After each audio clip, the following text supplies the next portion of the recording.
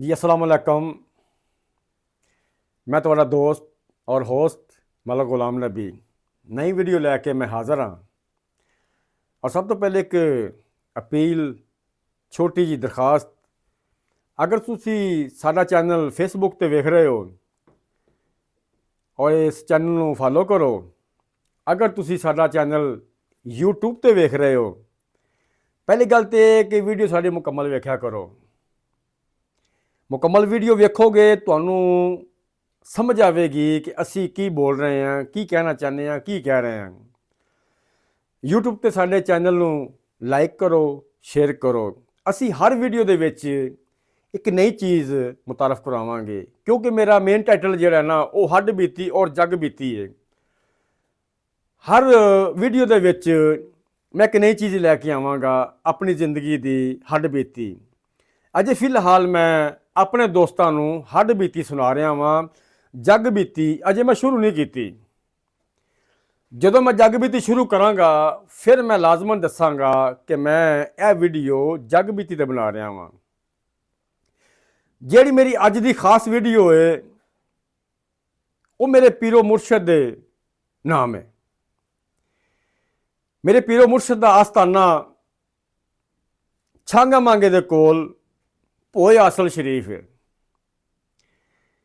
ਪੀਰ ਕੁੱਲੇ ਸ਼ਾਹ ਸੈयद ਬਾਦਸ਼ਾਹ ਦਾ ਸਾਹਿਬਜ਼ਾਦਾ ਮੇਰਾ ਪੀਰ ਫਲਕ ਸ਼ੇਰ ਸ਼ਾਹ ਬੁਖਾਰੀ ਹੈ।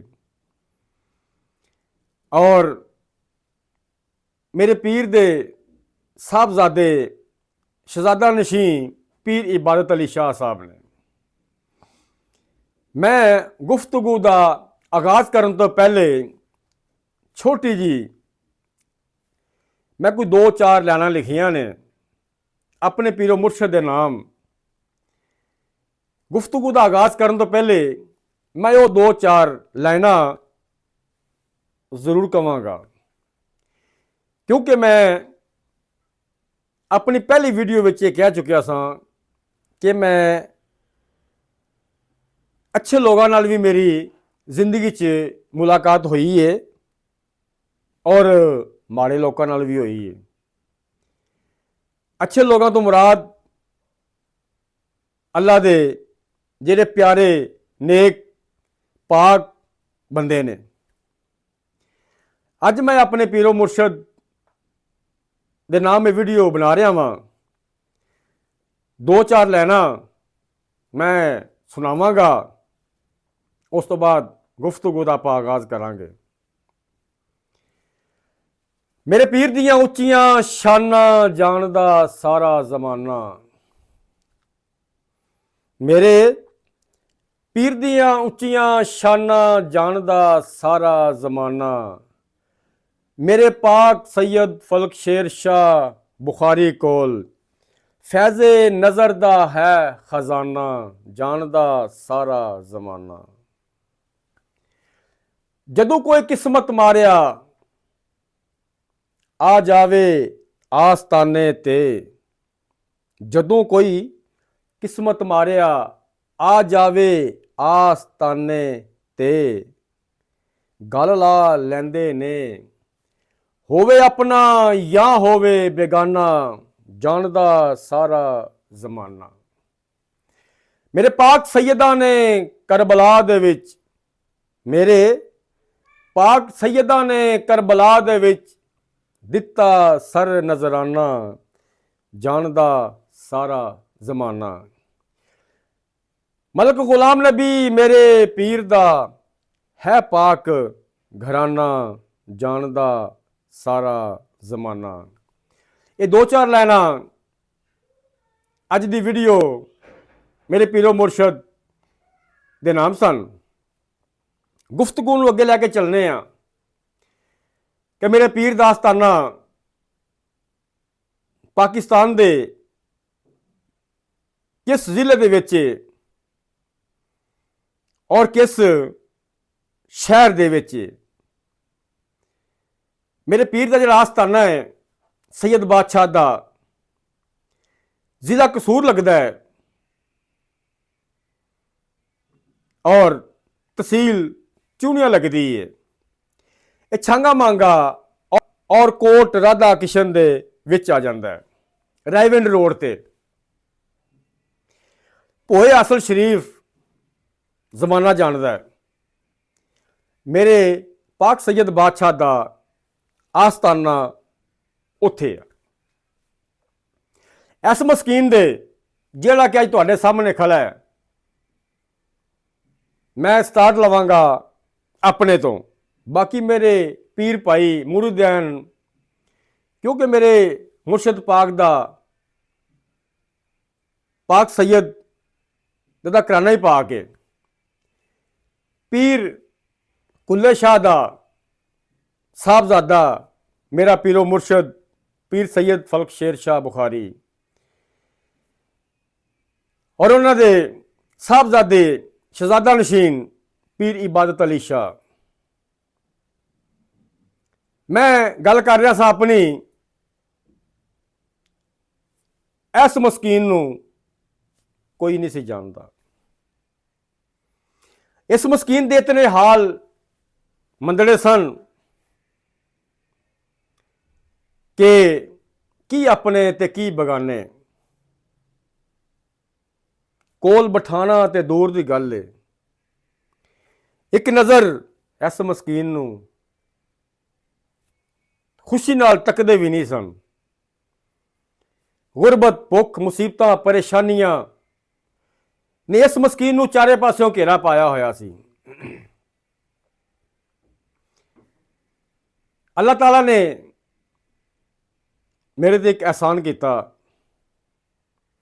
ਮੇਰਾ ਇੱਕ ਦੋਸਤ, ਮੇਰਾ ਹਮਸਾਇਆ, ਮੇਰੇ ਪੀਰੋ ਮੁਰਸ਼ਦ ਦਾ, ਮੇਰਾ ਪੀਰ ਭਾਈ, ਮੇਰੇ ਤੋਂ ਪਹਿਲੇ ਉਹਨਾਂ ਦਾ ਬੈਤ ਸੀ। ਮੇਰੀ ਹਾਲਤ ਵੇਖ ਕੇ ਇੱਕ ਦਿਨ ਮੇਰੇ ਉਸ ਦੋਸਤ ਨੂੰ ਮੇਰੇ ਤੇ ਤਰਸ ਆਇਆ। ਮੈਨੂੰ ਕਹਿਣ ਲੱਗਾ, ਮਲਕ ਸਾਹਿਬ, ਤੁਹਾਡੀ ਹਾਲਤ ਵੇਖ ਕੇ, ਤੁਹਾਡੀ ਗੁਰਬਤ ਵੇਖ ਕੇ, ਤੁਹਾਡੀ ਭੁੱਖ ਵੇਖ ਕੇ ਤੇ ਤੁਹਾਨੂੰ ਵੇਖ ਕੇ ਮੇਰੇ ਦਿਲੋਂ ਦਿਮਾਗ ਦੇ ਵਿੱਚ ਇੱਕ ਗੱਲ ਆਈ ਹੈ ਕਿ ਇਸ ਬੰਦੇ ਨੂੰ ਮੈਂ ਇੱਕ ਦਿਨ ਆਪਣੇ ਪੀਰੋ ਮੁਰਸ਼ਦ ਕੋਲ ਲੈ ਕੇ ਜਾਵਾਂ, ਉਹਨਾਂ ਦੀ ਮਹਿਫਲ 'ਚ ਬਿਠਾਵਾਂ ਔਰ ਇਸ ਇਨਸਾਨ ਨੂੰ ਮੈਂ ਆਪਣੇ ਪੀਰੋ ਮੁਰਸ਼ਦ ਦਾ ਬੈਤ ਕਰਾਵਾਂ। ਇੰਝ ਹੀ ਹੋਇਆ। ਇੱਕ ਦਿਨ ਮੇਰੇ ਕੋਲ ਆਇਆ, ਮੈਨੂੰ ਆਣ ਕੇ ਕਹਿਣ ਲੱਗਾ, ਮਲਕ ਸਾਹਿਬ, ਅੱਜ ਤੁਸੀਂ ਮੇਰੇ ਨਾਲ ਚੱਲਣਾ ਹੈ। ਮੈਂ ਤੁਹਾਨੂੰ ਆਪਣੇ ਪੀਰ ਦਾ ਬੈਤ ਕਰਾਉਣਾ ਹੈ। ਮੈਂ ਕਿਹਾ ਠੀਕ ਹੈ ਜੀ। ਅਸੀਂ ਤੁਰ ਪਏ, ਉਸੇ ਟਾਈਮ ਹੀ ਤੁਰ ਪਏ। ਭੋਏ ਅਸਲ ਸ਼ਰੀਫ ਆਏ, ਆਪਣੇ ਪੀਰੋ ਮੁਰਸ਼ਦ ਦੇ ਕੋਲ ਆਏ। ਅੱਗੇ ਆਣ ਕੇ ਵੇਖਿਆ ਮਹਿਫਿਲ ਭਖੀ ਸੀ। ਉਸ ਮੇਰੇ ਦੋਸਤ ਨੇ ਅਰਜ਼ ਕੀਤੀ, ਦਰਖਾਸਤ ਕੀਤੀ ਕਿ ਪੀਰੋ ਮੁਰਸ਼ਦ, ਮੇਰੇ ਇਸ ਦੋਸਤ ਨੂੰ, ਮੇਰੇ ਭਰਾ ਨੂੰ ਆਪਣਾ ਬੈਤ ਕਰ ਲਓ। ਮੇਰੇ ਪੀਰੋ ਮੁਰਸ਼ਦ ਨੇ ਠੀਕ ਹੈ, ਮੇਰੇ ਲਈ ਇੱਕ ਨਜ਼ਰ ਮੇਰੇ ਲਈ ਵੇਖਿਆ, ਮੇਰੀ ਹਾਲਤ ਵੇਖੀ। ਮੈਨੂੰ ਵੇਖ ਕੇ ਮੇਰੇ ਪੀਰੋ ਮੁਰਸ਼ਦ ਨੇ ਕਿਹਾ ਠੀਕ ਹੈ। ਕਹਿਣ ਲੱਗੇ, ਬੇਟਾ ਮੇਰੇ ਹੱਥਾਂ 'ਚ ਹੱਥ ਦੇ। ਮੈਂ ਸੈਦ ਬਾਦਸ਼ਾਹ ਦੇ ਜਦੋਂ ਹੱਥਾਂ 'ਚ ਹੱਥ ਦਿੱਤੇ, ਮੇਰੇ ਦਿਲ ਨੂੰ ਡਾਢਾ ਸਕੂਨ ਹੋਇਆ। ਮੈਨੂੰ ਸਭ ਕੁਝ ਭੁੱਲ ਗਿਆ। ਮੇਰੇ ਮੁਰਸ਼ਿਦ ਪਾਕ ਨੇ ਮੈਨੂੰ ਕਲਮਾ ਪੜ੍ਹਾਇਆ। ਹਾਲਾਂਕਿ ਮੈਂ ਅੱਗੇ ਵੀ ਮੁਸਲਮਾਨ ਸਾਂ। ਕਲਮਾ ਪੜ੍ਹਾਉਣ ਤੋਂ ਬਾਅਦ ਮੈਨੂੰ ਕੁਝ ਨਸੀਹਤਾਂ ਕੀਤੀਆਂ, ਮੈਂ ਉਹਨਾਂ 'ਤੇ ਅਮਲ ਕੀਤਾ ਔਰ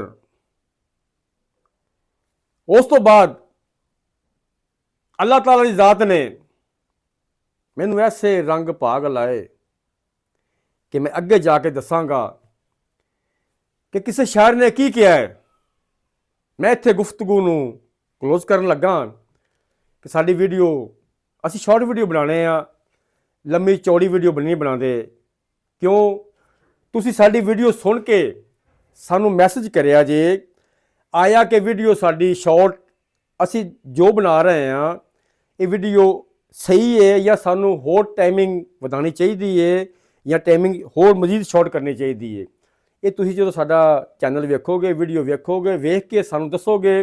ਅਸੀਂ ਉਸ ਹਿਸਾਬ ਨਾਲ, ਜੇ ਤਾਂ ਇਹਦਾ ਵੀਡੀਓ ਦਾ ਟਾਈਮ ਸਾਨੂੰ ਜ਼ਿਆਦਾ ਕਰਨਾ ਪਿਆ ਅਸੀਂ ਜ਼ਿਆਦਾ ਕਰ ਲਾਂਗੇ, ਜੇ ਅਗਰ ਟਾਈਮ ਸਾਨੂੰ ਘੱਟ ਕਰਨਾ ਪਿਆ ਘੱਟ ਕਰ ਲਾਂਗੇ, ਜੇ ਅਗਰ ਇੱਥੇ ਰੱਖਣਾ ਪਿਆ ਇੱਥੇ ਰਹਿ ਰੱਖ ਵੀਡੀਓ ਅਸੀਂ ਰੱਖ ਲਾਂਗੇ, ਨਹੀਂ ਬਣਾ ਲਾਂਗੇ। ਕਿਆ ਕਿਸੇ ਸ਼ਾਇਰ ਨੇ ਖੂਬ ਕਿਹਾ ਹੈ, ਇਹ ਮੇਰਾ ਸ਼ੇਰ नहीं हैगा। निगाहे वली में वो तासीर देखी जो कि मैं वेखी है।